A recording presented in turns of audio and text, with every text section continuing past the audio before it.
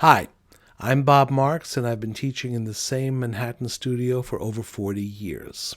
I kind of got started in the industry by accident.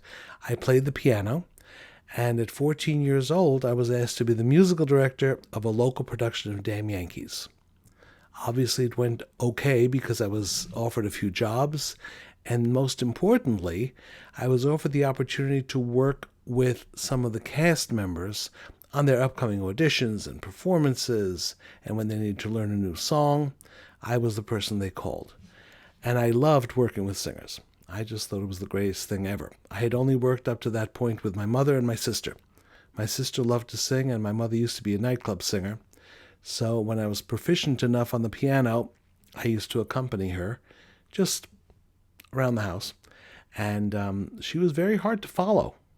She was a comedian and didn't just stick to the rhythms as written. So I had to learn how to really follow a singer.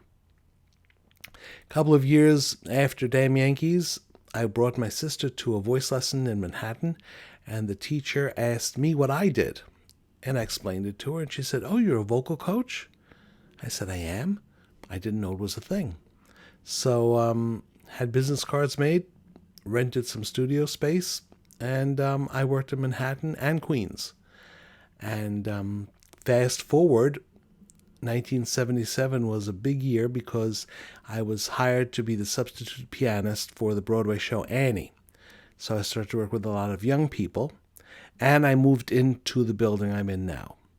So that was a good thing because it gave me a midtown location to really develop my business and my work. I had met a girl at that point who I would later marry, who was a speech therapist, another profession I didn't know about.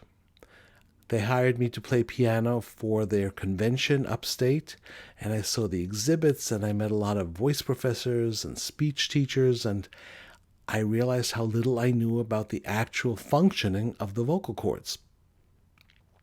So one of them said, "Why don't you go back to college?"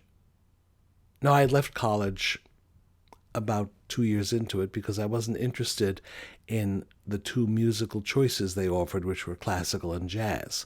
I gravitated towards the drama department, where I could play the piano for classes and musical scene study workshops and the shows.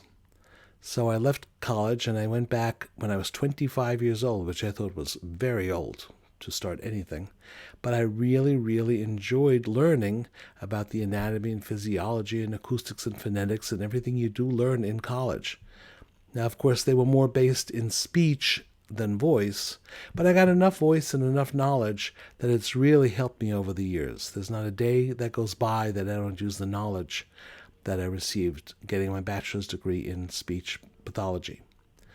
I've been very fortunate over the years to have clientele who have developed wonderful careers, young kids who have become big stars, and now many of them send me their kids.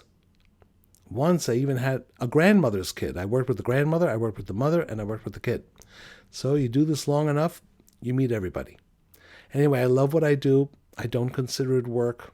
I look forward to every day, and that's really all there is at this point.